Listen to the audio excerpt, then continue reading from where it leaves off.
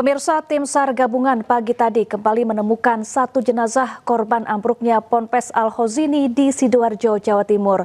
Total 54 jenazah santri berhasil dievakuasi. Seiring upaya pencarian korban yang terus dilakukan selama 24 jam, tim SAR pagi tadi kembali menemukan satu jenazah korban ambruknya Ponpes Al-Khozini. Korban ditemukan tim SAR di balik reruntuhan bangunan yang ambruk di area sektor A3. Jenazah korban langsung dilarikan ke Rumah Sakit Bayangkara Polda Jawa Timur di Surabaya untuk proses identifikasi.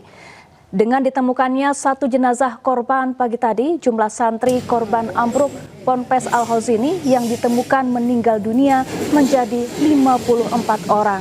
Sementara untuk total korban mencapai 158 orang dengan rincian korban meninggal dunia 54 orang, korban selamat 104 orang, dan 5 bagian tubuh korban.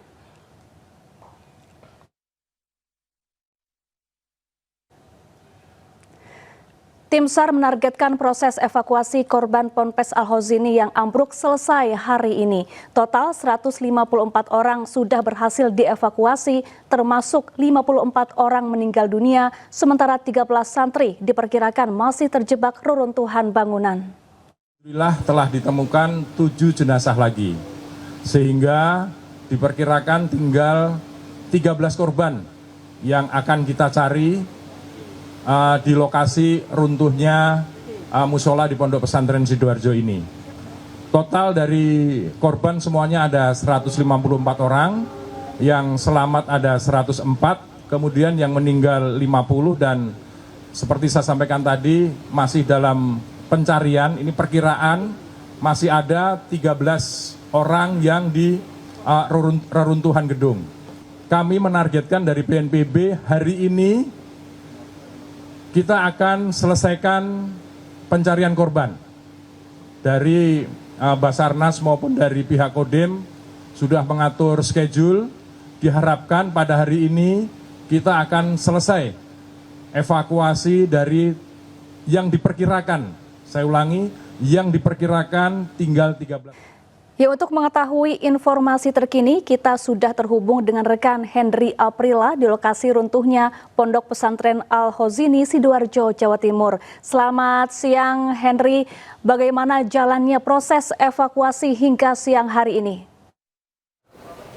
Kalau berkaitan dengan proses evakuasi ini sudah masuk hari ke-8, Syafa. Yang juga tadi disampaikan dalam konferensi pers yang digelar di BNPB sendiri ataupun posko BNPB, sekiranya sudah mencapai di angka 75%. Dan juga ini berkaitan dengan proses evakuasi sendiri, secara total dengan data, ini sekiranya ada 167 data korban yang kemudian berhasil dievakuasi sebanyak 154 orang ataupun korban yang juga berhasil dievakuasi. Sedikitnya, juru kamera kami, Ade Supriyatna, akan menunjukkan kondisi terkini proses evakuasi di hari ke-8 ini memang sudah bisa dikatakan rampung di beberapa sisi, karena mengingat ada 4 sektor. Kalau untuk saat ini di titik lokasi ataupun TKP musola di Pondok Pesantren Al-Khozini, Buduran, Sidoarjo, Jawa Timur, di mana sedikitnya memang beberapa alat berat sudah berhasil masuk dan juga terus silih berganti dengan beroperasi selama 24 jam. Syafa dan juga pemirsa, kalau mengingat dari hari pertama sampai dengan hari ke-8 ini, sekiranya ada 104 korban yang berhasil dievakuasi dengan kondisi selamat. Kemudian ada 5 body part yang berhasil dievakuasi, kemudian juga ada 50 korban meninggal dunia, dan juga ini tersisa tandanya ada 13 korban lagi yang masih dalam proses pencarian atau dinyatakan hilang. Dan tidak hanya itu, Syafa dan juga pemirsa, kalau berkaitan dengan proses evakuasi di lokasi, ini pun kami awak media baru bisa mendekat di hari ke-8 karena mengingat proses evakuasi ini bisa dikatakan rampung, yang juga bahkan disampaikan oleh pihak BNPB menyampaikan untuk hari ini tentunya berfokus dalam proses pembersihan area, bahkan juga proses evakuasi ataupun pembersihan korban ataupun korban yang terdampak ini akan dilakukan ataupun diselesaikan pada hari ini. Syafa dan juga pemirsa, tentunya sampai di hari ke-8 ini akan dipastikan untuk segala ataupun seluruh struktur yang hancur ini akan dilakukan pengangkutan sampai dengan sebelum waktu ataupun situasinya gelap, sehingga ini akan terus dipercepat. Yang juga ini kalau informasi dan data yang kami terima, bahwa kalau memang di hari keempat dan juga di hari kelima jumlah dari personil untuk diterjunkan melakukan proses evakuasi sendiri ada sekiranya 200 personil, dan saat ini di hari ke-7 dan juga ke-8 bertambah menjadi 400 personil. Tidak hanya itu, Safa dan juga pemirsa, kalau ini penggunaan alat berat dalam mengangkut sejumlah puing-puing ataupun sisaan dari runtuhan bangunan memang sudah menggunakan alat berat sejak hari keempat. Mengingat kalau di hari keempat ini juga, di hari keempat maksud kami di tanggal 2 Oktober 2025, yang menyampaikan bahwa untuk penggunaan alat berat ini sudah dikonfirmasi oleh perwakilan dari Wali Santri yang dilakukan pada 2 Oktober 2025. Secara titik, ini kalau di titik sektor utara dan juga selatan dari titik musola ataupun ambruknya musola tersebut yang di pondok pesantren, yang berada maksud kami di Pondok Pesantren Al-Khazini Buduran Sidoarjo Jawa Timur, sekiranya beberapa sektor, hanya satu sektor lagi yang masih belum berhasil dievakuasi karena mengingat ada satu runtuhan beton yang cukup besar yang kemudian ini menyatu dengan salah satu gedung yang masih berdiri kokoh di sekitaran Pondok Pesantren Al-Khazini Buduran Sidoarjo maksud kami Jawa Timur. Tentunya ini pun perlu melakukan kehati-hatian yang dimana dalam proses evakuasi ataupun pengangkatan serpihan ataupun beton tersebut juga perlu dilakukan dengan hati-hati agar tidak mendampak ataupun terdampak dengan beberapa bangunan-bangunan yang ada di sekitaran di Pondok Pesantren Al-Khazini sendiri. Syafa dan juga pemirsa, berkaitan dengan hari kemarin jika kita ulas bahwa memang dari Wakil Gubernur Emil Dardak juga langsung menghampiri lokasi untuk memantau bagaimana proses evakuasi. Memang untuk proses evakuasi ini bisa dikatakan hampir rampung karena dari presentasinya sudah mencapai di angka 75%, yang bahkan juga Emil pun juga menghampiri pos dari Wali Santri yang kemudian ini pos tersebut juga langsung memantau bagaimana dapur umum yang disediakan. Tidak hanya itu, informasi berkaitan dengan pos ini sudah dibagi menjadi 2 untuk Wali Santri, yang kemudian untuk Wali Santri sendiri yang untuk perwakilan maksud kami dari Wali Santri memang masih berada di pos yang berada di sekitaran Pondok Pesantren Al-Khazini. Kemudian untuk keluarga inti kini sudah ditempatkan di RS Bayangkara untuk menunggu hasil identifikasi. Kalau secara total proses identifikasi ini sekiranya ada 10 korban yang sudah berhasil diidentifikasi, kemudian ada 50 korban lagi yang masih dalam proses identifikasi. Kami juga menunggu bagaimana informasi terbaru yang terjadi di lokasi, bahkan proses identifikasi dan update data yang dilakukan per jamnya bahkan juga per menit untuk memastikan proses evakuasi ini berlangsung selama 24 jam yang dipantau oleh Wali Santri dan juga disediakan oleh pihak Basarnas dan juga BNPB melalui CCTV dari Kominfo dengan menggunakan operator dan CCTV.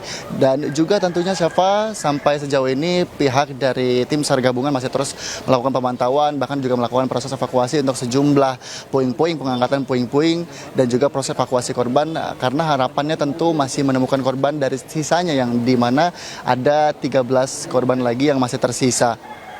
Siapa tentunya juga kini untuk rencananya hari ini pun kami masih menunggu apakah akan ada kehadiran dari sejumlah petinggi, pejabat atau petinggi yang juga akan hadir dan juga memantau langsung, karena terakhir baru saja Emil Dardak kemarin melakukan pemantauan dari Wakil Gubernur Jawa Timur.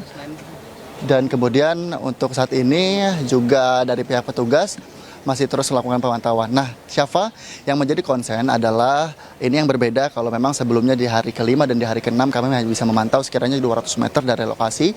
Kini sudah mulai mendekat sekiranya 100 meter dari lokasi tempat ambruknya musola di Pondok Pesantren Al-Khazini Buduran Sidoarjo Jawa Timur. Ini pun juga sudah dipasangkan polis lain oleh pihak kepolisian dari tim pengamanan untuk memastikan tidak ada warga maupun tidak ada wali santri yang langsung memantau ke lokasi agar menghindari ataupun mengantisipasi adanya korban lain, bahkan juga memperhambat proses evakuasi ini, Syafa. Tentu harapan besar yang tentu ditunggu oleh pihak wali santri, perwakilan wali santri menunggu di pos menunggu tersebut.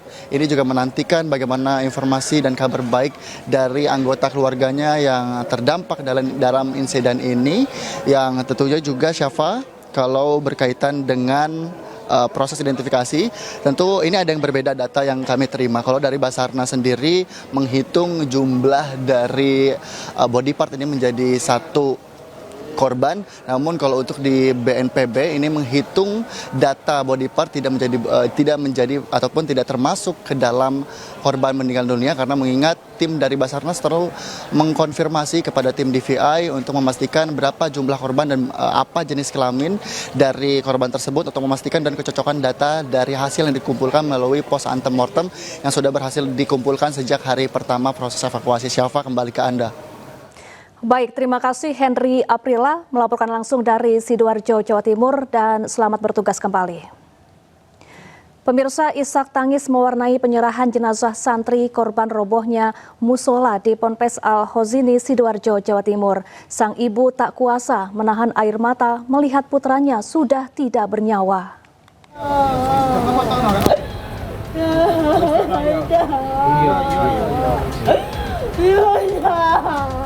Wanita ini tak kuasa menahan tangis dan terus memanggil nama putranya. Ia tak percaya mendapati kenyataan bahwa Daud Milal, putranya, turut menjadi korban tewas dalam musibah ambruknya pesantren Al-Khozini, Sidoarjo, Jawa Timur. Pihak keluarga yang turut menemani hanya bisa menenangkannya. Daud merupakan satu dari 3 korban tewas yang telah teridentifikasi oleh tim DVI Polda Jawa Timur. Ketiga korban tersebut adalah Firman Nur, 16 tahun, warga Tembok Lor 3, Surabaya. Muhammad Aska Ibadur Rahman, 13 tahun, warga Jalan Randu Indah, Kenjeran, Surabaya. Daud Milal, 15 tahun, warga Sido Kapasan, Surabaya. Dengan suasana haru, ketiga jenazah tersebut langsung diserahkan kepada keluarga masing-masing di Rumah Sakit Bayangkara, Polda Jawa Timur. Pihak keluarga mengaku ikhlas karena sang putra meninggal dalam keadaan syahid, karena meninggal saat menuntut ilmu dan saat melaksanakan sholat. Bismillah, yakin saya. Kelas ya, betul. Kelas untuk mengantar Milal, biarkan dia tenang. Kasihan juga kalau hidup Pak Cacat, kasihan juga. Terus biarlah, Allah lebih ngerti lah. Hingga saat ini jenazah korban musola roboh di Ponpes Al-Khozini terus berdatangan di Rumah Sakit Bayangkara seiring dengan ditemukannya korban-korban lain. Dari Surabaya, Jawa Timur, Rahmat Ilyasan, iNews melaporkan.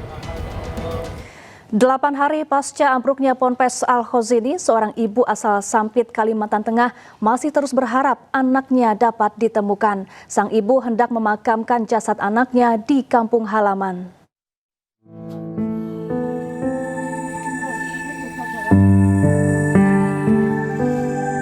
Iin, seorang ibu asal Sampit, Kalimantan Tengah ini terus menunggu kabar anaknya yang menjadi korban ambruknya bangunan Ponpes Al-Khozini, Sidoarjo. Sejak tiba di Buduran, Sidoarjo pada Rabu lalu, wali santri dari Muhammad Hanafi ini tinggal berpindah-pindah di rumah warga. Didampingi seorang polisi wanita yang memberikan trauma healing, Iin menceritakan duka bertubi yang dialaminya. Baru saja 100 hari lalu ia kehilangan suami tercinta dan kini ia pun harus kehilangan putra keduanya. Kini Iin hanya berharap jenazah Hanafi bisa ditemukan apapun kondisinya agar bisa dimakamkan di kampung halamannya.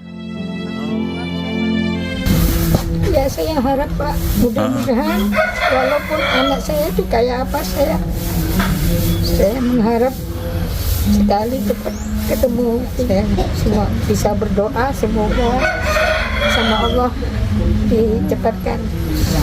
Apapun kondisinya Bu ya? Ya, apapun kondisinya saya terima. Kalau feeling Ibu sebagai orang tua gimana Bu? Sudah nggak ada Pak. Sudah nggak ada orang, anak saya sudah nggak ada. Ibu udah rela ikhlas? Ikhlas Pak, lillahi ta'ala saya sudah ikhlas. Usai berpindah-pindah tinggal di rumah warga, rencananya Iin akan pindah ke posko wali santri yang ada di Rumah Sakit Bayangkara, Surabaya. Dari Sidoarjo, Jawa Timur, Pramono Putra, iNews melaporkan. Derai air mata mengiringi pemakaman jenazah Firman Nur, santri korban tewas akibat ambruknya Ponpes Al-Khozini, Sidoarjo, Jawa Timur. Menurut keluarga, korban sempat ditarik hendak diselamatkan temannya, namun ia memilih bertahan untuk membantu teman-temannya.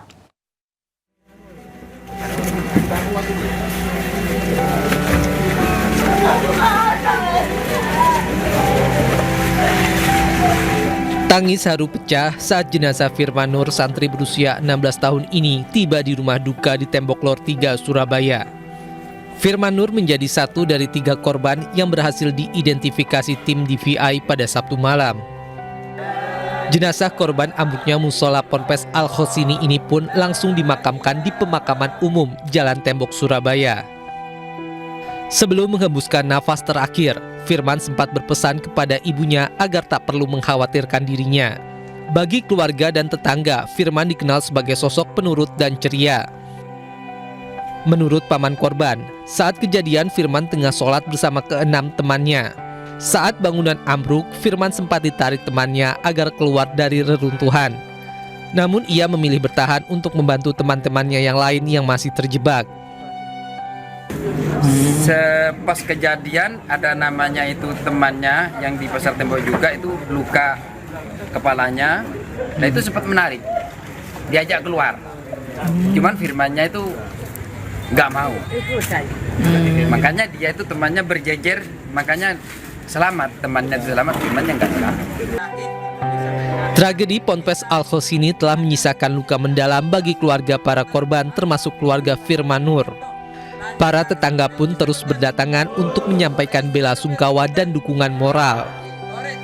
Dari Surabaya, Jawa Timur, Sony Hermawan, iNews melaporkan. Sementara itu, isak tangis juga mewarnai kedatangan 2 jenazah santri korban ambruknya Ponpes di Sidoarjo tiba di kampung halaman di Bangkalan, Jawa Timur.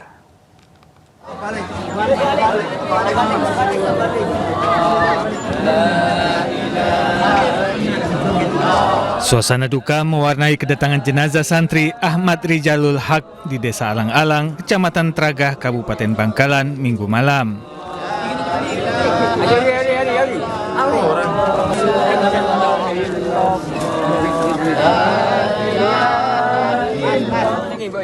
Jenazah santri berusia 16 tahun tersebut sempat disemayamkan terlebih dahulu di rumah duka sebelum dimakamkan di pemakaman setempat.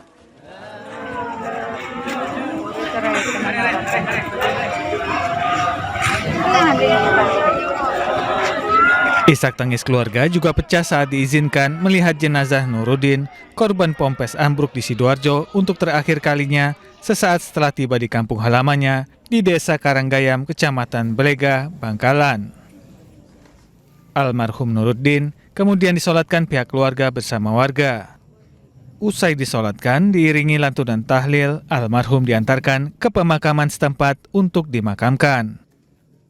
Dari data sementara, BPBD Bangkalan sudah ada 3 jenazah santri korban ambruknya Ponpes Al-Khosini yang dipulangkan ke Bangkalan. Dari Bangkalan, Jawa Timur, Taufik Syahrawi, iNews melaporkan.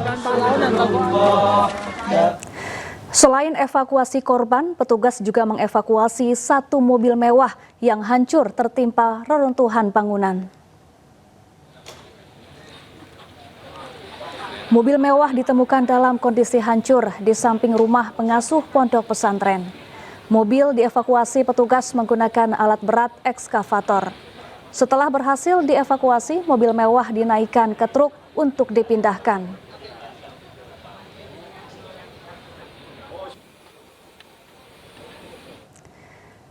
Suasana haru terjadi saat Wakil Gubernur Jawa Timur Emil Dardak dan Arumi Bahsin sang istri berusaha menguatkan keluarga santri yang menjadi korban ambruknya Ponpes di Sidoarjo, Jawa Timur.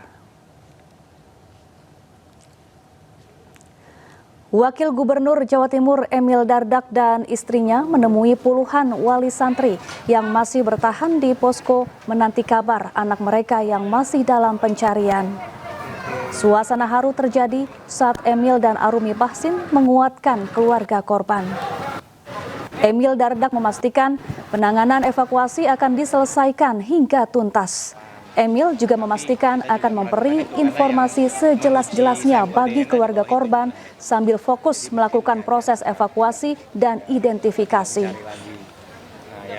Apa yang ditanyakan tadi, pembelajaran dan lain sebagainya, saya mendedikasikan diri bersama Bu Gubernur, kami bergantian untuk bisa memberikan kehadiran negara di sini sebagai pemerintah provinsi. Jadi fokus kami ada pada penyelamatan dan identifikasi dari jenazah tersebut. Pertama saya melihat operator alat berat ini sangat cekatan ya, dan speednya cepat sekali untuk memindah, mengangkat, memindah, memasukkan ke dalam truk. Ini betul-betul kerja yang sangat intensif. Kalau ada saatnya berhenti, kemudian mereka mengamati, itu karena memang nggak bisa main garuk aja. Ada safety officer Basarnas melakukan assessment, melihat dari titik mana lalu dilanjut. Nah sekarang ada satu sisa, kalau Anda perhatikan lantai ini bentuknya tuh, jadi collapse-nya tuh seperti ini, stroke gitu kan. Nah yang sisi sini inilah nih yang paling sulit karena menempel ke bangunan yang tinggi di sebelahnya. Nah sisi ini sudah dibersihkan, membuat manuver, penguatan, dan ini menjadi lebih memungkinkan untuk sisi ini. Di sini yang sekarang dimulai, dan harapannya akan kita, kalau memang masih ada di bawah reruntuhan, akan bisa lebih. Gara-gara remblong, mobil terjun ke jurang sedalam 30 meter di jalur Cangar, Mojokerto, Jawa Timur. Akibatnya 2 penumpang tewas dan 5 lainnya terluka.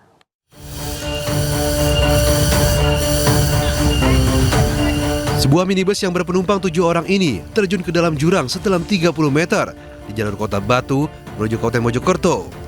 Akibat kecelakaan ini, 2 orang tewas, sementara 5 lainnya menderita luka-luka. Sejumlah relawan dan warga berupaya mengevakuasi penumpang yang terjepit mobil, serta sebagian berhamburan keluar. Proses evakuasi berlangsung sulit karena kedalaman jurang dan penumpang yang terjepit bodi mobil. Diduga minibus yang melaju dari arah Kota Batu ini melaju kencang dan menabrak dinding rest area. Namun mobil tetap melaju dan masuk ke dalam jurang. Diduga kecelakaan terjadi akibat rem minibus tak berfungsi, membuat laju kendaraan tak terkendali hingga masuk ke dalam jurang. Dari atas tuh kecepatan kompon sangat kencang, nyampe montang-manting nggak terkendali ya. Akhirnya di pembatasan rest area sudah nggak tahan, nyantap gampeng. Gampeng rest area. Gampeng rest area, akhirnya keprosok di jalan terus, akhirnya masuk jurang sini. Jalannya terdapat 7 orang, di mana informasi sementara masih adanya remblong. Korban tewas adalah Erawati dan Hesti Rahayu, warga Kota Surabaya. Sedangkan 5 lainnya dalam perawatan di Rumah Sakit Sumber Gelaga, Kecamatan Pacet, Kabupaten Mojokerto. Dari Kabupaten Mojokerto, Solahuddin melaporkan. Seorang wanita WNA asal Tiongkok tewas jatuh dari lantai 35 apartemen ke taman di lantai dasar kawasan Pademangan, Jakarta Utara. Polisi periksa CCTV untuk mengetahui penyebab jatuhnya korban.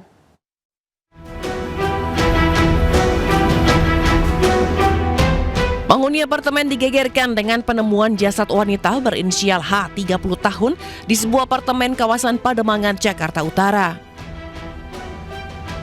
Korban WNA asal Tiongkok ini tewas usai terjatuh dari lantai 35 apartemen ke sebuah taman yang berada di lantai dasar. Polisi yang mendatangi lokasi langsung melakukan olah TKP untuk identifikasi jasad korban. Polisi juga melakukan pemeriksaan rekaman CCTV. Menurut polisi, korban tinggal di unit apartemennya yang berada di lantai 35 itu hanya seorang diri. Seorang wanita jatuh dari salah satu apartemen di Pademangan, Bang. Seperti itu. Untuk identitasnya yang jelas dia perempuan, sudah dewasa, kemudian warga negara asing, Bang. Seperti itu.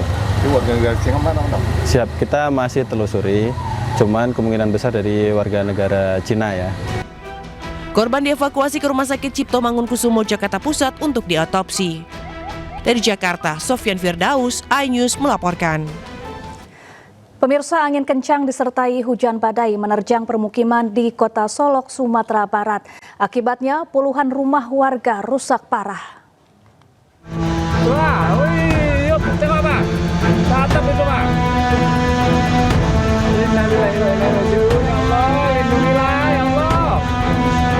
Angin kencang dan hujan badai melanda Kota Solok, Sumatera Barat mengakibatkan sejumlah atap-atap rumah warga berterbangan. Puluhan rumah warga rusak parah, terutama di bagian atap, sejumlah baliho dan pohon tumbang ke jalan raya. Tidak hanya itu, 2 minibus juga ikut tertimpa pohon tumbang di kawasan Pasar Solok. Kawasan Sinapa Piliang dan Pasar Kota Solok merupakan daerah terparah terkena dampak angin kencang. Sejumlah petugas kepolisian bersama BPBD mengevakuasi pohon tumbang yang menghambat akses jalan raya. Jadi hujan lebat dan badai. Dan kita dapat informasi dari masyarakat bahwa banyak pohon tumbang.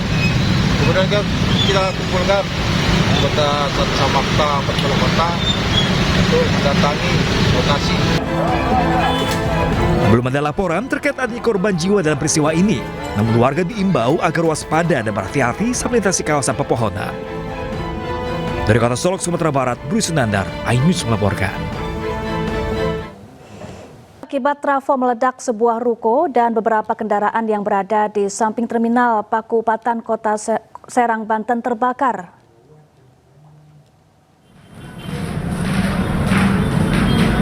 Api dengan cepat membesar hingga menghanguskan 1 unit mobil, 1 sepeda motor, dan 1 ruko di Jalan Raya Jakarta Serang. Beruntung penumpang yang ada di dalam mobil berhasil menjauh dari lokasi.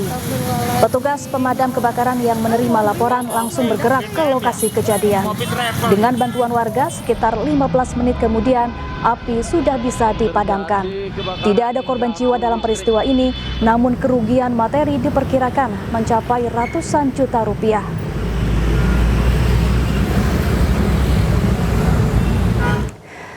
Pemirsa, sidang lanjutan gugatan pra-peradilan mantan Mendikbudristek Nadiem Makarim kembali digelar. Sidang beragendakan jawaban pihak Kejaksaan Agung atas gugatan Nadiem yang ditetapkan sebagai tersangka dugaan korupsi pengadaan laptop. Pihak Kejaksaan Agung diagendakan memberi jawaban atas gugatan pra-peradilan tim kuasa hukum Nadiem Makarim di Pengadilan Negeri Jakarta Selatan. Dalam sidang perdana beberapa hari lalu, Nadiem mendapat dukungan dari 12 tokoh anti korupsi yang mengajukan pendapat tertulis amicus curiae. Dokumen itu disampaikan langsung dalam sidang perdana di depan majelis hakim. Selain kuasa hukum kedua belah pihak, orang tua Nadiem juga tampak hadir di persidangan. Mereka meyakini Nadiem tidak bersalah atas kasus dugaan korupsi pengadaan laptop Chromebook Kemendikbudristek periode 2019-2022. Ya, untuk mengetahui informasi terkini kita sudah terhubung dengan rekan Wenda Nura di Pengadilan Negeri Jakarta Selatan. Selamat siang Wenda, apakah saat ini sidang sudah dimulai?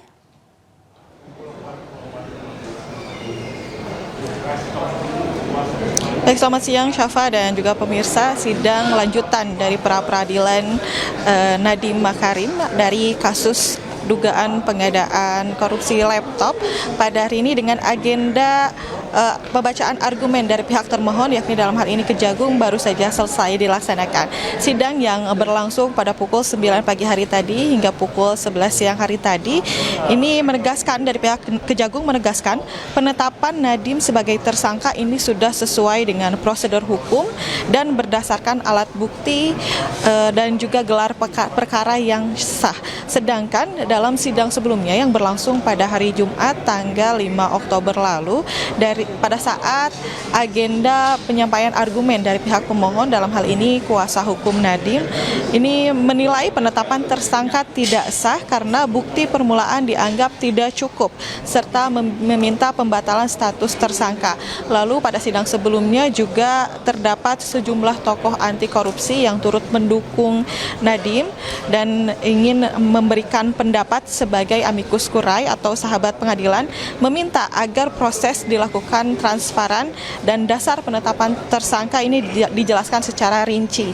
Namun sikap Kejagung terhadap amicus curiae ini juga tentunya menolak pandangan tersebut karena untuk pra-peradilan ini hanya menguji prosedur, bukan ke pokok perkara.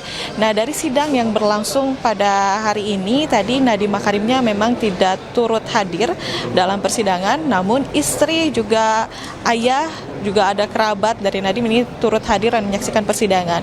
Nah, istri Nadiem juga tadi sempat mengatakan bahwa ia percaya kalau proses hukumnya ini akan berjalan secara rinci dan juga lancar.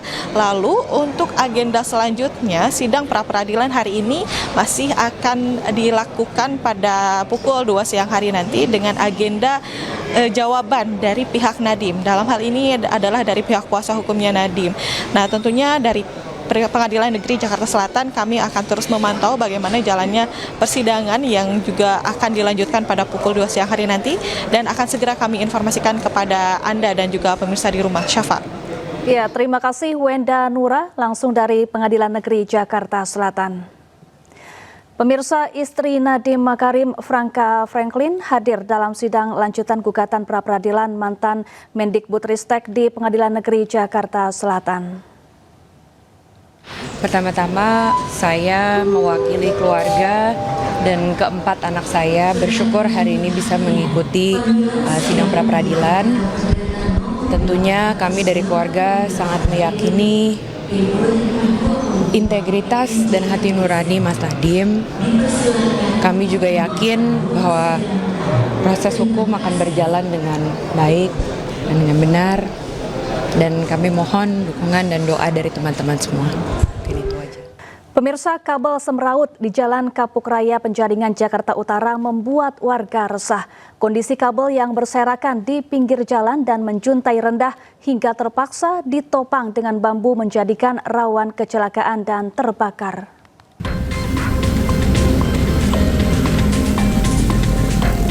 Beginilah kondisi kabel utilitas di Jalan Kapuk Raya, Penjaringan Jakarta Utara, Sabtu siang. Kabel listrik, internet, dan fiber optik terlihat semrawut, berserakan ke tanah, dan ada yang menjuntai rendah hingga terpaksa disanggah oleh bambu. Pemandangan ini sudah terjadi bertahun-tahun, membuat warga resah. Meski sudah beberapa kali diperbaiki, namun kabel-kabel tersebut kembali berantakan dikarenakan seringnya truk kontainer melintas tersangkut kabel. Warga khawatir hal ini dapat membahayakan pengguna jalan dan bahkan menyebabkan kebakaran. Lihat udah keadaannya udah kayak begini. Apa karena kesenggol truk? Tadinya begitu, Bang. Sering, itu udah hampir sering lah. Itu kesenggol putus, dibenerin lagi.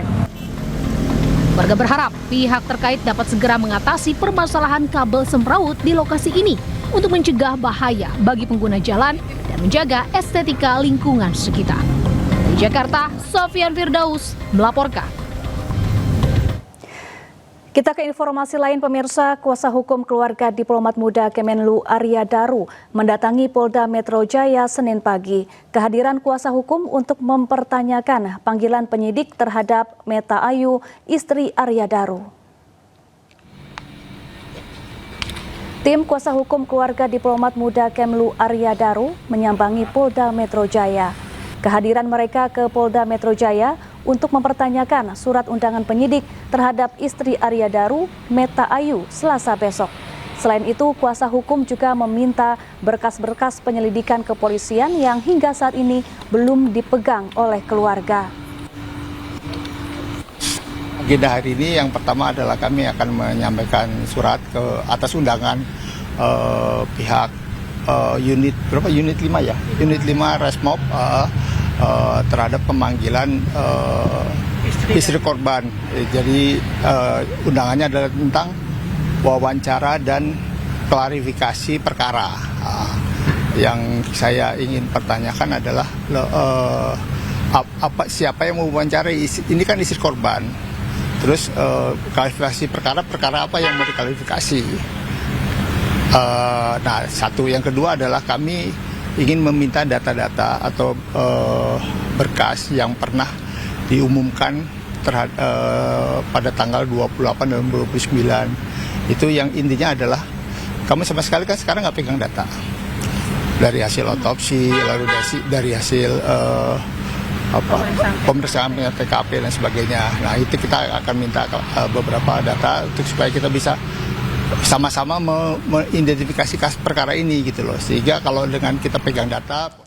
Sebelumnya, Meta Ayu Puspi Tantri, istri diplomat muda Kemenlu almarhum Arya Daru Pangayunan, akhirnya muncul ke publik usai 2 bulan kasus kematian suaminya mencuat. Didampingi keluarga serta kuasa hukumnya, Meta Ayu Puspi Tantri atau Pita menceritakan sosok Arya Daru yang dikenalnya sejak masih duduk di bangku sekolah dasar. Di mata Pita, suaminya adalah sosok yang sangat baik yang tidak pernah menyakiti orang lain. Ia pun meminta kepada pihak Presiden, polisi, dan Kemenlu agar kembali mengusut tuntas kematian suaminya. Ia berharap kasus kematian suaminya dapat selesai dengan jujur dan transparan. Saya kenal Mas Daru sampai sekarang. Kalau saya boleh berbicara, Mas Daru itu adalah orang yang paling baik yang pernah saya kenal. Bukan karena saya sebagai istrinya, karena memang beliau itu pendengar yang sangat baik. Beliau sering memberikan solusi yang itu menenangkan, menjaga amarahnya, dan saya banyak belajar kesabaran dari beliau, menjaga lisannya untuk tidak menyakiti orang lain. Dan fakta tersebut tidak akan berubah sampai kapanpun.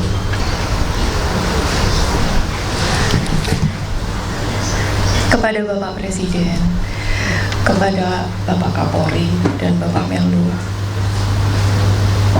saya hanya bisa berharap dan memohon untuk kasus ini dapat selesai dengan baik, jujur, dan transparan.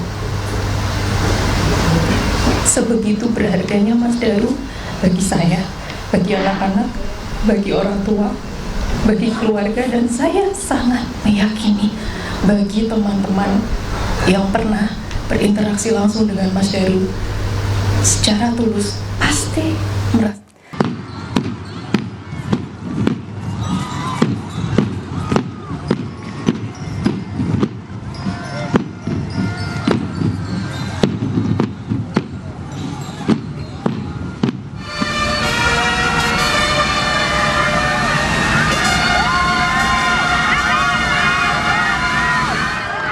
Undangan disilahkan duduk kembali.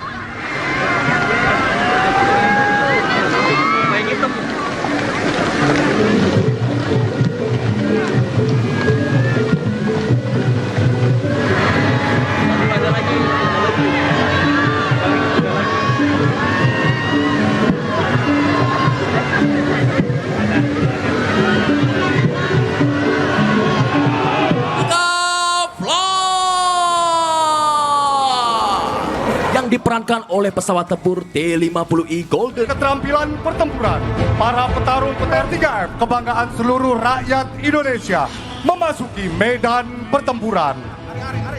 Dari arah berlawanan, pasukan kombatan musuh berusaha tank BMP 3F milik Tentara Nasional Indonesia.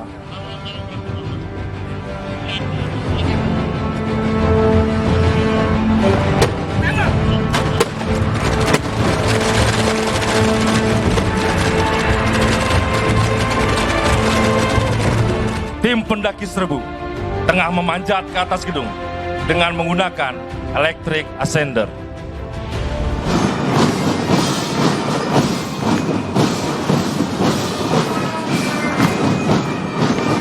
Akan melintas selanjutnya Drum Band Politeknik Transportasi Darat Indonesia.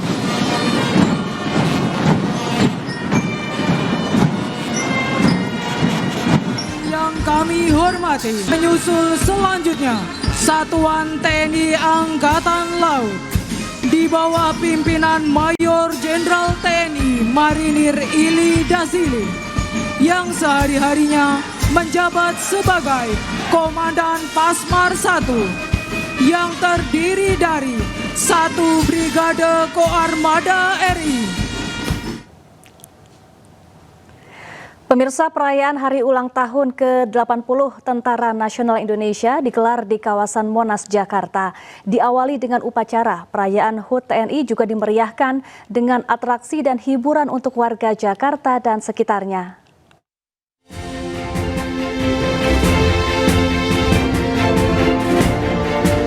Bertindak sebagai inspektur upacara, Presiden Prabowo Subianto menuju mimbar kehormatan setelah memeriksa pasukan dengan mobil maung pindad. Prabowo menegaskan saat pidatonya, TNI siap berkorban untuk bangsa dan rakyat Indonesia. Peran TNI di tengah ketidakpastian global sangat penting karena menjadi tulang punggung Indonesia.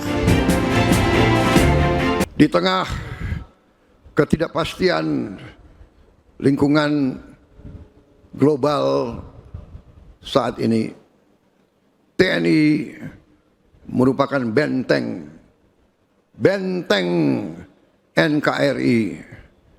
TNI adalah tulang punggung pertahanan Indonesia yang menjadi penjamin kedaulatan kita. Bahwa TNI harus siap melindungi segenap bangsa Indonesia dan seluruh tumpah darah Indonesia. Please welcome Foxtrot Live!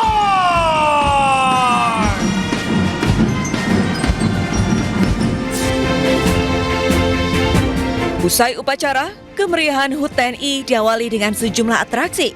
Manuver pesawat tempur TNI di langit Jakarta sontak menyita perhatian. Langit di kawasan Monas bergemuruh dan penuh warna ketika 6 pesawat tempur Jupiter Aerobatik tim TNI Angkatan Udara unjuk kebolehan.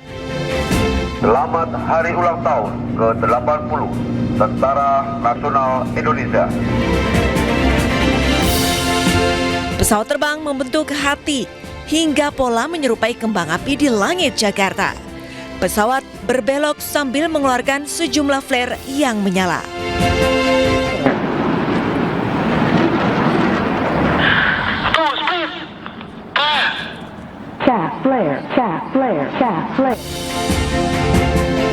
Aksi terjun payung prajurit TNI pun menghiasi langit Jakarta.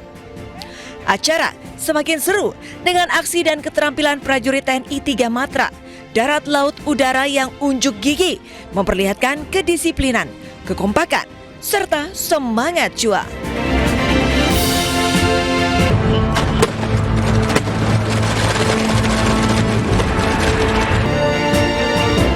Masyarakat disuguhkan dengan keterampilan demonstrasi prajurit TNI beradu melawan musuh.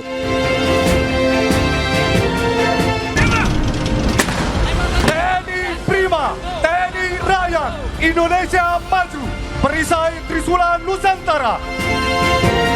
Ya, aksi-aksi ini menjadi bagian dalam rangkaian puncak perayaan HUT ke-80 TNI yang mengusung tema TNI Prima, TNI Rakyat, dan Indonesia Maju.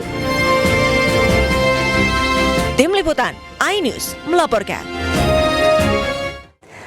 Ya, Presiden Prabowo Subianto menegaskan kepemimpinan di TNI harus mengutamakan keteladanan. Prabowo mengatakan tidak ada tempat bagi pemimpin TNI yang tidak kompeten. Eselon dari setiap tingkatan harus selalu membina diri dan harus selalu memberi contoh. Kepemimpinan di TNI harus kepemimpinan keteladanan, harus kepemimpinan Ingarso Sung Telodo, harus memberi contoh di depan. Tidak ada tempat untuk pemimpin-pemimpin yang tidak kompeten, yang tidak profesional, yang tidak mengerti tugasnya. Panglima TNI dan Kepala Staf terus-menerus saya perintahkan menilai pemimpin-pemimpin yang ada di TNI. Pemirsa, Presiden Prabowo Subianto memanggil sejumlah menteri dan anggota Kabinet Merah Putih ke kediamannya di Kertanegara, Jakarta Selatan Minggu malam. Rapat antara Presiden Prabowo dan sejumlah menteri ini diunggah oleh Sekretaris Kabinet Teddy Indrawijaya di akun Instagramnya. Sejumlah menteri hadir mulai dari Menko Perekonomian Airlangga Hartarto, Menteri Pertahanan Syafri Syamsuddin, Mensesnek Prasetyo Hadi, Menteri Keuangan Purbaya Yudi Sadewa, Menko Pemberdayaan Masyarakat Muhaimin Iskandar, Menteri Investasi dan Hilirisasi atau Kepala BKPM Rosan Ruslani, hingga Kepala Badan Gizi Nasional Dadan Hindayana. Rapat membahas perkembangan berbagai program, diantaranya program makan bergizi gratis, Koperasi Desa Merah Putih, hingga Ponpes Al-Khozini di Sidoarjo yang ambruk dan menelan puluhan korban jiwa.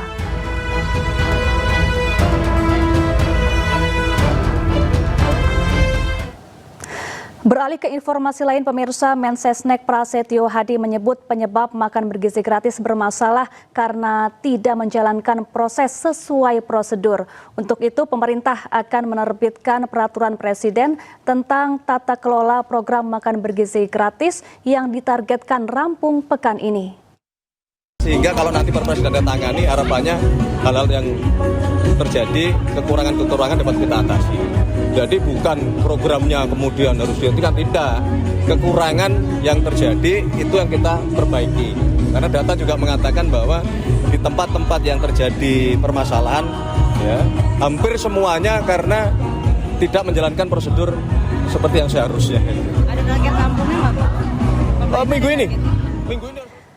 Pemirsa, pasca keracunan makan bergizi gratis dapur SPPG di Kuningan, Jawa Barat ditutup. Sebelumnya, 80 siswa keracunan dan dilarikan ke puskesmas usai menyantap menu MBG.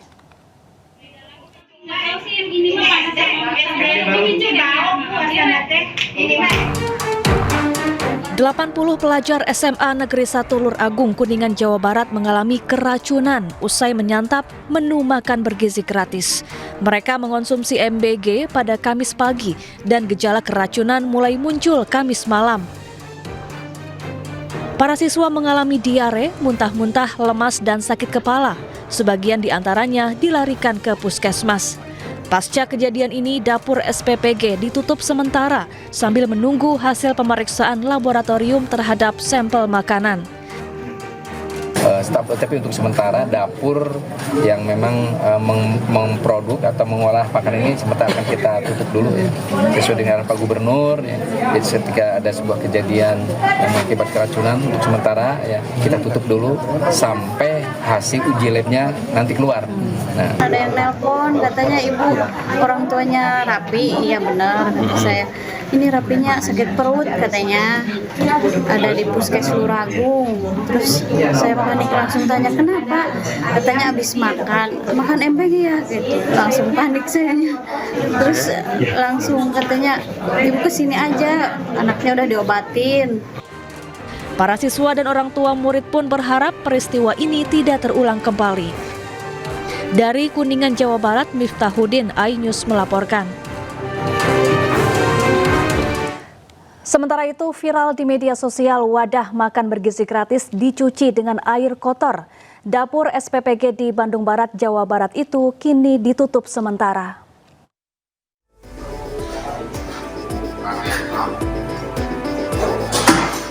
Viral di media sosial, sejumlah pekerja di dapur SPPG mencuci nampan untuk menu makan bergizi gratis dengan air kotor. Usai digosok oleh sabun, wadah kemudian dilempar ke dalam air keruh. Peristiwa ini terjadi di sebuah dapur SPPG di Desa Citatah, Kecamatan Cipatat, Kabupaten Bandung Barat, Jawa Barat. Usai video ini viral, Badan Gizi Nasional menutup sementara SPPG Tagok Munding Cipatat. Adapun SPPG ini sudah beroperasi sejak Agustus 2025 dan mendistribusikan 3.000 porsi makanan setiap hari. Pihak pengelola SPPG pun meminta maaf. Terjadi di dapur kami, memang kendala saat itu adalah karena tempat kami ini di sini geografis tempat wilayah di sini itu kesulitan air, Pak. Yang pertama, memang pada saat musim kemarau itu air itu bagus dan jernih. Cuma belakangan ini beberapa hari ini itu air itu terkendala keruh, Pak. Nah, itu tuh disebabkan debit air hujan yang tinggi. Terus memang dari kondisi air yang telah kami cek kembali itu memang bukan kotor, tapi itu mengandung lumpur.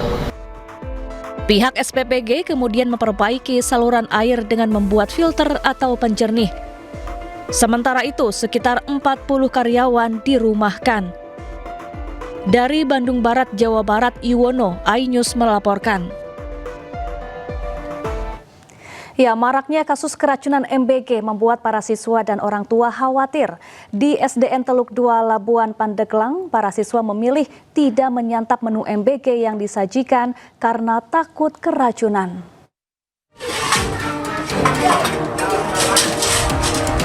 Keracunan massal akibat menyantap MBG di sejumlah daerah membuat khawatir para siswa dan orang tua. Di Sekolah Dasar Negeri Teluk 2 Labuan Pandeglang, Banten, sejumlah murid memilih tidak makan menu MBG. Mereka mengaku takut akibat banyaknya kasus keracunan MBG. Sementara para orang tua yang khawatir berharap program MBG diberikan dalam bentuk uang, sehingga mereka bisa memastikan keamanan makanan dengan memasak sendiri. Takut keracunan? Terus pengennya gimana pengennya? Kan banyak yang kejadian gitu. Terus harapan ibu sebagai orang tua bagaimana? Ya harapan kami semuanya ibu-ibu mending uangnya aja, terus kita yang masak di rumah. Menurut pihak sekolah, banyaknya sisa makanan program MBG merupakan hal yang wajar. Selain karena khawatir, makanan MBG tersisa karena para murid tidak menyukai menu MBG yang disajikan. Dari Pandeglang, Banten, Iskandar Nasution, iNews melaporkan. Pemirsa, seorang pencuri di Medan, Sumatera Utara nekat beraksi hanya mengenakan pakaian dalam dan penutup wajah. Sementara seorang ibu hamil di Maros jadi korban penjamretan tas hingga jatuh tertelungkup dan mengalami pendarahan kriminal hari ini.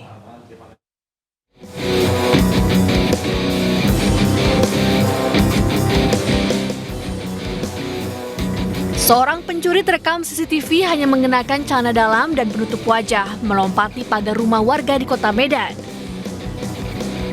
Namun, belum masuk ke dalam rumah, pencuri digonggong anjing pemilik rumah hingga kabur tanpa membawa apapun.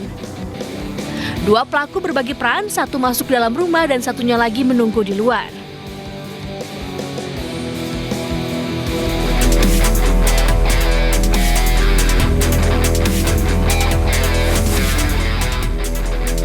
Di Maros, Sulawesi Selatan, seorang ibu hamil yang sedang berjalan kaki jadi korban penjamretan tas. 3 pria berboncengan motor merampas tas milik korban, hingga korban jatuh tertelungkup dan mengalami pendarahan. Teriakan korban membuat para pelaku kabur.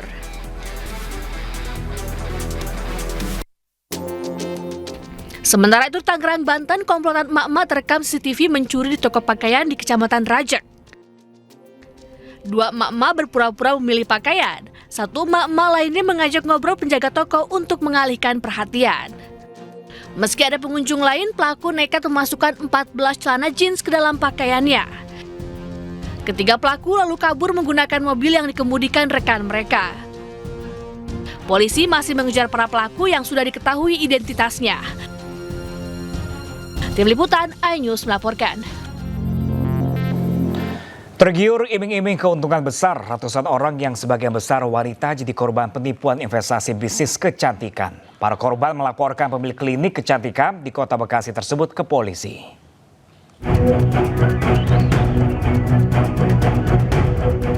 Dengan membawa sejumlah barang bukti, para korban investasi bisnis kecantikan mendatangi Mapolres Metro Bekasi Kota untuk melaporkan dugaan investasi bodong. Para korban ini melaporkan pemilik bisnis kecantikan bulu mata yang berlokasi di kawasan Galaksi, Bekasi Selatan. Korban mayoritas perempuan ini diduga tertipu iming-iming investasi di bisnis kecantikan dengan nilai investasi mulai dari 3 juta hingga 150 juta rupiah. Para korban tergiur lantaran sudah mengenal pelaku karena mayoritas pelanggan. Dijanjikan penghasilan yang lumayan menguntungkan lah gitu. Tapi baru beberapa bulan berjalan, ternyata uang pendapatan kami tidak dibayarkan. Saya baru kembali 1,8. Nah, terus terjadi macet kapan itu? Sekitar bulan Mei. Bulan Mei. April, Mei, dan seterusnya. Apa? Nggak ada kabar apa-apa. Nggak ada kabar? Komunikasi susah? Komunikasi susah. Para korban berharap pihak kepolisian segera merespon laporannya dan menangkap pelaku. Dari Bekasi, Jawa Barat, Rahmat Hidayat, iNews melaporkan. Tak terima disuruh kerja, seorang anak tega menganiaya ayah kandungnya dengan kayu bakar. Korban tewas akibat luka parah di bagian kepala.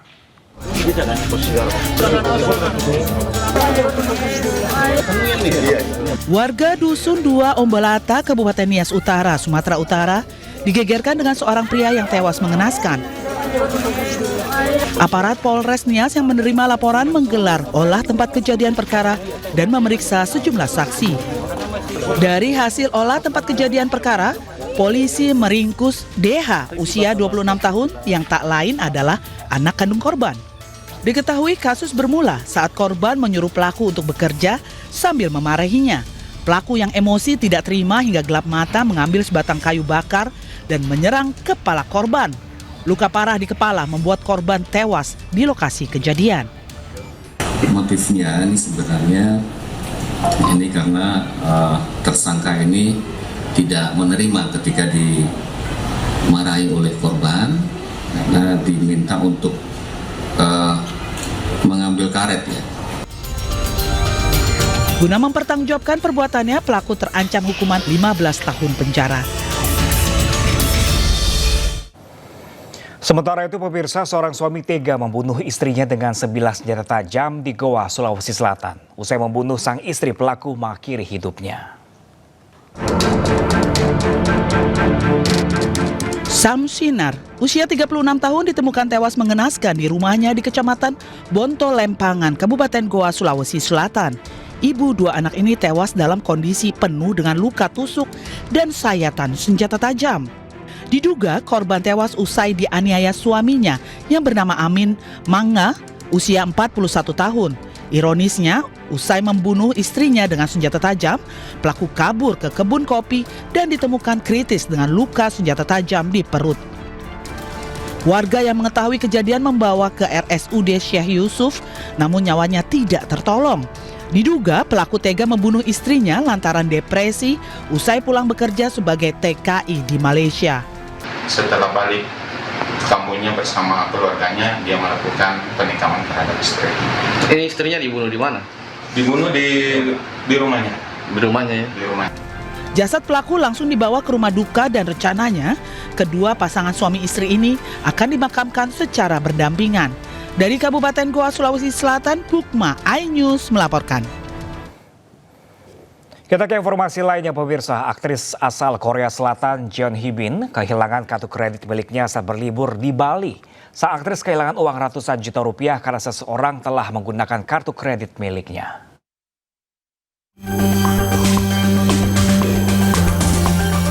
Aktris asal Korea Selatan Jeon Hee-bin kehilangan kartu kredit miliknya saat berlibur di Ubud, Bali.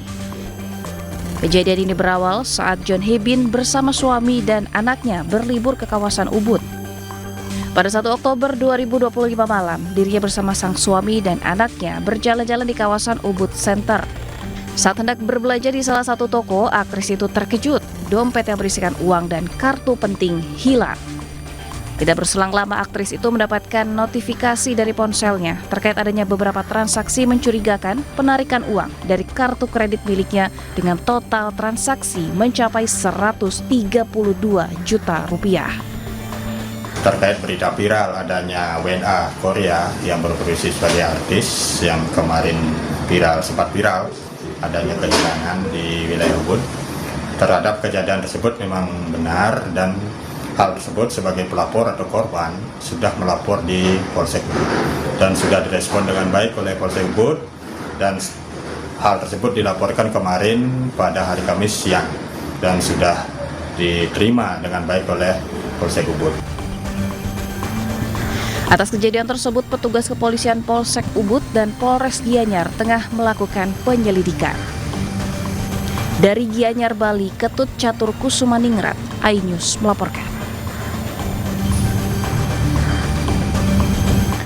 Seorang pekerja migran diamankan petugas Bea dan Cukai Batam karena menyelundupkan 2,5 kg emas murni dari Malaysia. Untuk mengelabui petugas, emas senilai 4,5 miliar ini dimasukkan ke dalam dompet dan diikat di perut. Coba diangkat bajunya. Apa ini? Keluarin. Berapa biji ini kok bawa?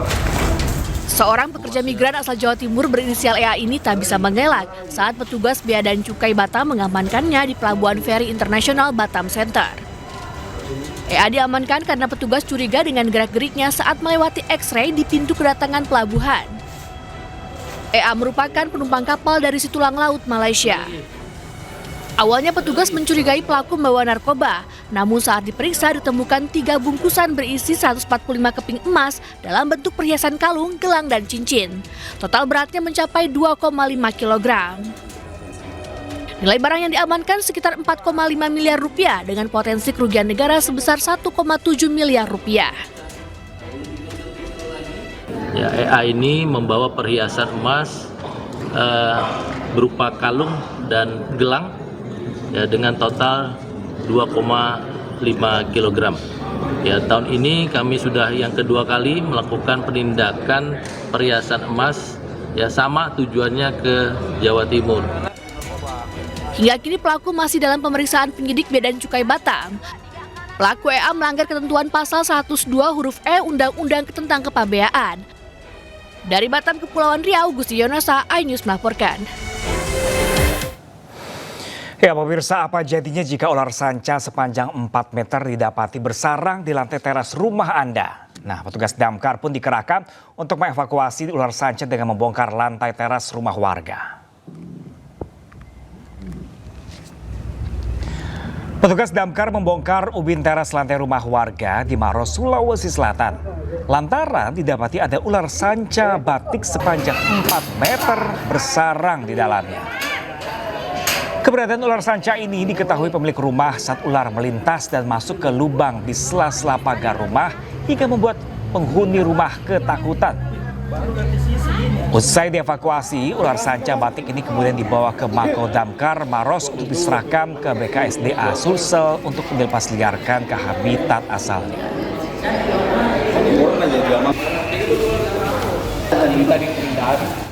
Pemerintah Provinsi Jakarta berencana memindahkan patung Jenderal Sudirman. Pemindahan ini untuk mengembangkan kawasan berorientasi transit Duku Atas. Patung Jenderal Sudirman akan dipindahkan ke lokasi baru yang dinilai lebih strategis karena adanya pengembangan kawasan berorientasi transit atau Transit Oriented Development TOD Duku Atas. Gubernur Jakarta Pramono Anung menyebut pemindahan patung Jenderal Sudirman sebagai bentuk penghormatan terhadap salah satu pahlawan bangsa tersebut. Nantinya keberadaan patung akan dibuat lebih menonjol agar lebih mudah dilihat publik. Jadi saya akan memindahkan patung Sudirman betul-betul perbatasan antara Tamrin dan Sudirman, sehingga tempatnya malah menjadi lebih ikonik. Pas mau naik ke atas Sudirman ke Duku Atas, sehingga dengan demikian patung itu betul-betul akan bisa dinikmati oleh warga Jakarta, terutama kalau sedang macet. Karena akan nampak menjadi lebih baik dan tentunya itu yang kita atur lebih baik. Prinsipnya pasti akan mendapatkan tempat yang lebih baik. Sementara itu, Kementerian Perhubungan bersama pemerintah Provinsi Jakarta juga menggabungkan stasiun Karet dan stasiun Sudirman baru. Tujuannya untuk mengembangkan kawasan integrasi antar moda di kawasan Duku Atas. Kawasan berorientasi transit atau TOD Duku Atas nantinya akan menghubungkan 4 moda transportasi berbasis kereta secara terpadu, yakni MRT, LRT, KRL, dan kereta bandara. Tim Liputan iNews melaporkan. Kita beralih ke informasi lain pemirsa. Saat perayaan HUT ke-80 TNI, lautan manusia memadati Monas, Jakarta Pusat. Kepadatan ribuan penumpang terjadi di sejumlah stasiun hingga saling dorong bahkan ada yang pingsan.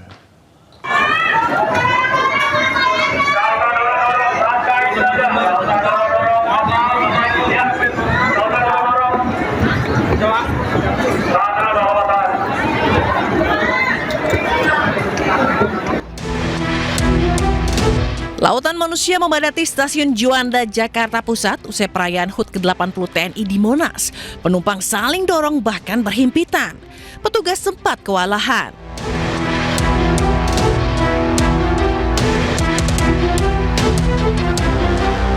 Akibatnya sebagian warga pingsan.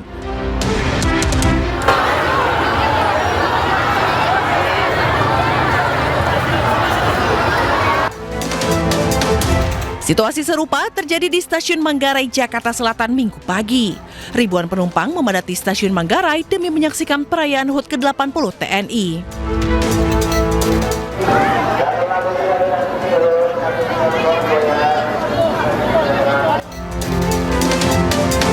Ribuan warga antusias menyaksikan peringatan HUT TNI dan Pesta Rakyat.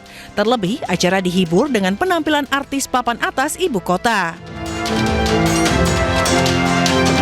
Tim Liputan iNews melaporkan.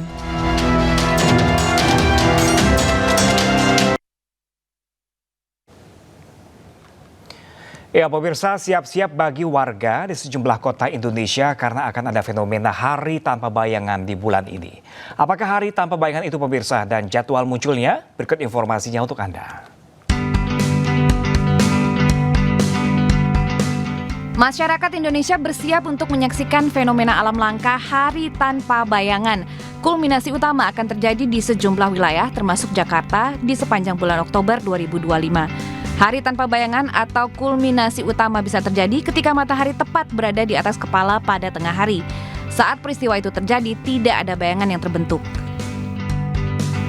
Tidak perlu peralatan khusus untuk mengamati fenomena ini. Cukup siapkan benda tegak atau Anda sendiri yang berdiri di area terbuka. Lalu amati bayangan benda itu beberapa menit sebelum dan sesudah waktu kulminasi, sesuai dengan jadwal yang telah diprediksi BMKG. Tak semua wilayah bisa menyaksikan Hari Tanpa Bayangan pada bulan Oktober tahun ini. Hanya sejumlah kota termasuk Jakarta, Bandung, Surabaya, dan Yogyakarta.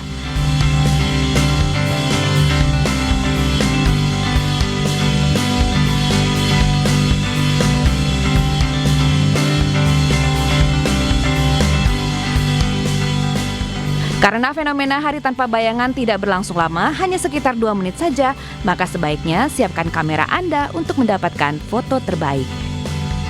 Tim Liputan iNews melaporkan. Kita beralih ke informasi lainnya pemirsa. Kelangkaan BBM jenis Pertalite terjadi di kota Mbai, Kabupaten Nagekeo, Nusa Tenggara Timur. Antrean kendaraan mencapai 2 km hingga mengganggu aktivitas ekonomi dan lalu lintas.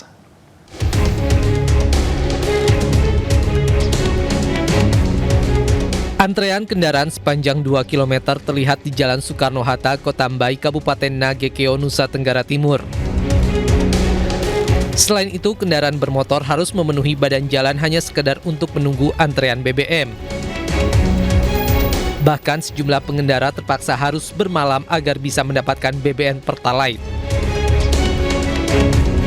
Warga mengaku kesal karena harga bensin eceran mencapai Rp50.000 per botol dari yang biasanya Rp20.000.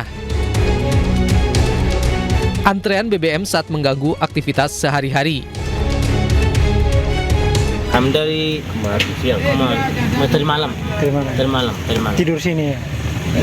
Kadang tidur, kadang pulang dulu, makan dulu, baru kesini lagi. Kendaraan lepas ke sini, pulang, makan, istirahat sedikit, baru kesini lagi. Kesal ya dengan antrian seperti ini? Kesal lah Pak, kesal. Aktivitas akhirnya terhambat semua. Kelangkaan BBM jenis Pertalite sudah terjadi dalam sepekan ini. Warga berharap pihak Pertamina segera mendatangkan lebih banyak stok BBM Pertalite agar kelangkaan BBM tidak berlangsung lama. Dari Nagekeo, Nusa Tenggara Timur, Joni Nura, iNews melaporkan. Praka Zainal, prajurit marinir yang meninggal saat latihan terjun payung HUT TNI ke-80 meninggalkan duka mendalam bagi keluarga, terutama bagi sang istri yang tengah hamil 7 bulan.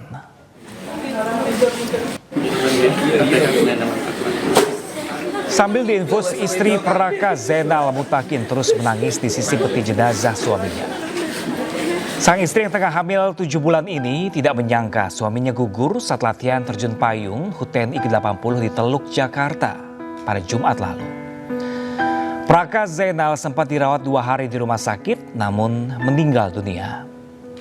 Praka Zainal Mutakin dimakamkan secara militer di tempat kelahirannya di Desa Sembung Harjo, Kecamatan Pulo Kulon, Grobogan pada Sabtu lalu. Keluarga tidak menyangka atas musibah tersebut lantaran Praka Zainal sebelumnya sudah kerap melakukan atraksi terjun payung bersama kesatuannya.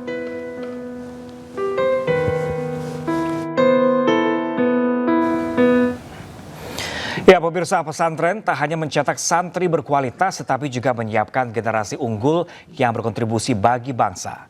Karena itu kehadiran Perda pesantren menjadi kunci agar lembaga pendidikan berbasis keagamaan ini memperoleh fasilitas dan pembinaan berkelanjutan dari pemerintah.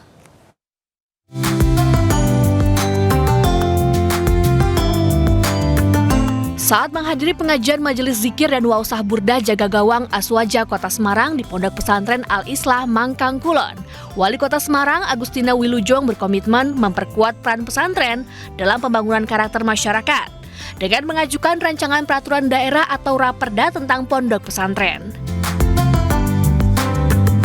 Keberadaan pesantren dinilai memiliki kontribusi besar dalam membentuk manusia Indonesia seutuhnya, sehingga perlu dukungan kebijakan daerah agar pembinaan dan pengembangannya lebih optimal. Kalau ada perda mengenai pesantren ini, lalu pemerintah kota memiliki keleluasaan untuk memajukan pesantren. Sehingga kita lihat ada pesantren, nah ini kan udah besar ya, ada pesantren kecil-kecil gitu yang ada di ujung-ujung kota Semarang yang santrinya sebenarnya banyak tetapi resourcesnya tidak begitu baik. Nah itu pemerintah kota bisa melakukan pembantuan kalau perda ini bisa disetujui. Itu berarti juga sisi-sisi yang selama ini tidak tersentuh oleh kota Semarang, oleh pemerintah, ini sekarang menjadi ada. Pengajuan Raperda akan dilakukan melalui mekanisme resmi di DPRD Kota Semarang dan melibatkan proses uji publik selama 6 bulan. Dalam tahap itu, masyarakat, ulama, dan pengasuh pondok pesantren akan diminta memberikan masukan terhadap pasal-pasal yang dibahas. Pesantren selama ini berperan sebagai kawah candra di muka, tempat pembentukan karakter, kedisiplinan, dan intelektual santri. Banyak tokoh nasional yang lahir dari pesantren menunjukkan betapa strategisnya peran lembaga pendidikan tradisional ini dalam membangun bangsa.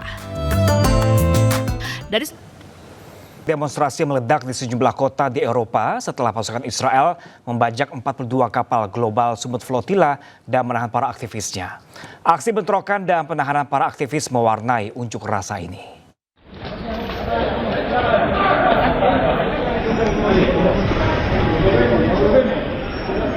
Polisi bentrok dengan demonstran yang berunjuk rasa untuk mendukung Palestina di Madrid, Spanyol pada hari Sabtu. Petugas memukuli pengunjuk rasa dan berpatroli di alun-alun. Peristiwa ini terjadi setelah Trump dan Perdana Menteri Israel, Benjamin Netanyahu, mengumumkan rencana perdamaian 20 poin untuk Gaza.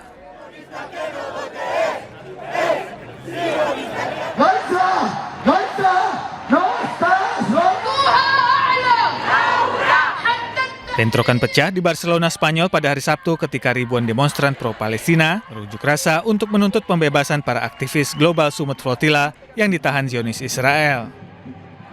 Ketegangan meningkat ketika sekelompok pengunjuk rasa merusak beberapa gerai komersial pro-Israel.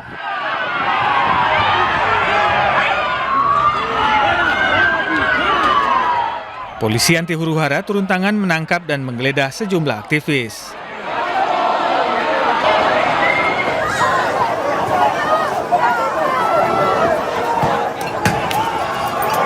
Demonstran pro-Palestina di Paris, Prancis bentrok dengan polisi selama protes terhadap intersepsi pasukan pertahanan Israel terhadap armada kapal yang menuju Gaza.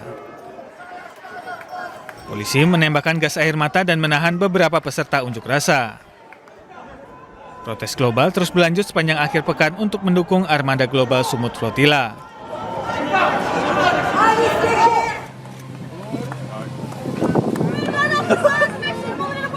Polisi menangkap hampir 500 demonstran pro-Palestina dari segala usia yang berkumpul di dekat Trafalgar Square, London. Sementara itu, para aktivis juga menuduh otoritas Inggris mengkriminalisasi protes damai. Anggota kelompok aktivis Kode Pink juga ikut serta dalam aksi unjuk rasa tersebut.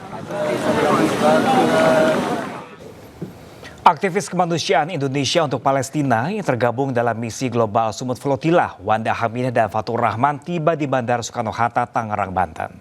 Keduanya pulang usai puluhan kapal JSF dibajak tentara Zionis Israel.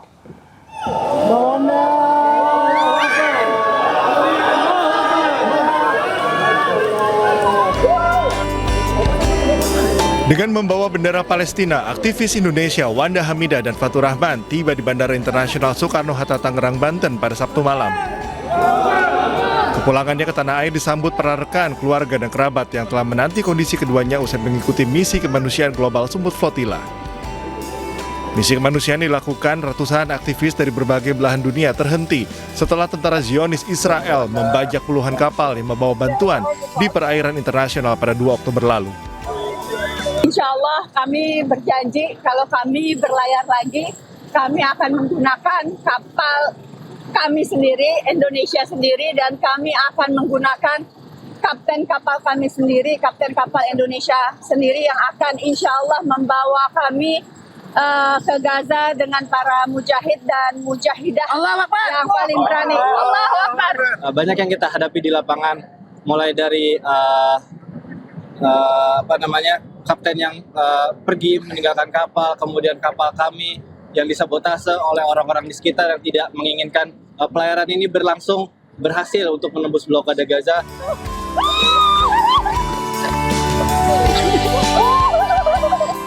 Rekan-rekan aktivis lainnya seperti pasangan artis Zaskia Adiameka dan Hanung Bramantio ikut menyambut kepulangan Wanda Hamidah yang sebulan lebih turut serta menyuarakan kemanusiaan bagi rakyat Palestina dari genosida yang dilakukan Zionis Israel. Dari Tangerang, Banten, Hasnugara, iNews melaporkan. Sementara itu, pemirsa, ratusan aktivis global Sumut Flotilla yang ditangkap tentara Zionis Israel tiba di Istanbul.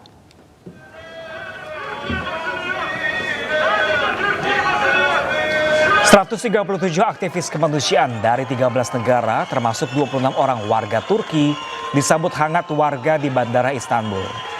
Sebelumnya, armada kapal global Sumut Flotilla yang hendak mengirimkan bantuan ke Gaza dihadang dan diculik pasukan penjajah. Para aktivis kemanusiaan termasuk Greta Thunberg mengaku jadi sasaran kekerasan dan diperlakukan seperti binatang oleh aparat Zionis di Israel.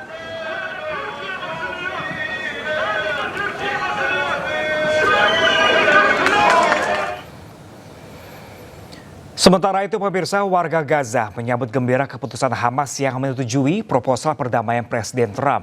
Mereka berharap kesepakatan ini mengakhiri genosida yang berlangsung hampir 3 tahun.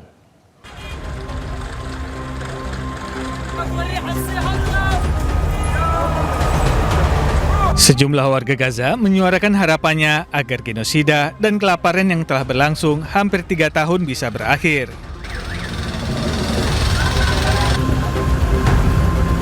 Hal ini terjadi setelah Hamas mengumumkan penerimanya terhadap rencana perdamaian yang diusulkan Presiden Amerika Serikat Donald Trump.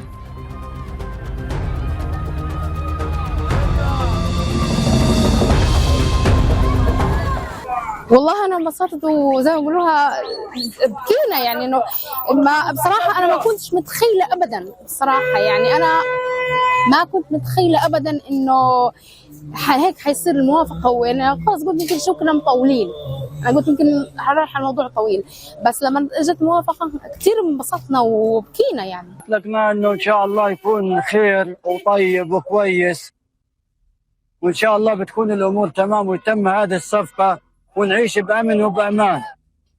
نتمنى أن نكون يعني إن شاء الله نروح لدورنا وحالنا، إحنا هيك متبادلين ومججعانين ومش قادرين ناكل ولا نشرب، الأمر تسكر علينا بكل الطرق، ونتمنى من الله إنها تفتح هذه الطرق على كل علينا. Rencana perdamaian yang berisi 20 poin tersebut akan segera mengakhiri genosida di Gaza. Proposal tersebut juga menyerukan pelucutan senjata Hamas dan pembentukan Komite Teknokratis Palestina untuk mengelola Gaza. Hamas menerima rencana yang ditengahi Amerika Serikat dengan syarat pembebasan tawanan Israel dilakukan melalui mediator Qatar dan Mesir. Kita ke informasi lain, pemirsa, 2 orang tewas dan ratusan terluka usai mengikuti tradisi perang tongkat di India. Polisi menyelidiki kejadian ini.